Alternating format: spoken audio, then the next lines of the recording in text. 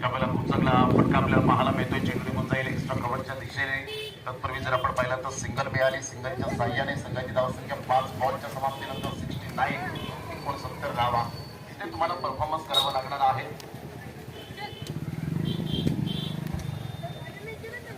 69 धावा फलकावर आपल्याला पाहायला मिळत आहे. अतिशय सुंदर पद्धतीने या स्पर्धेचं नियोजन आयोजन आणि प्रत्येक खेळाडूची इच्छा होते की आम्हाला या मैदानात खेळण्यासाठी आमचं भाग्य लाभलं पाहिजे. त्यासाठी मात्र आपण पाहू शकता एक चांगलं क्रिकेट आपण पाहत आहे सातत्याने.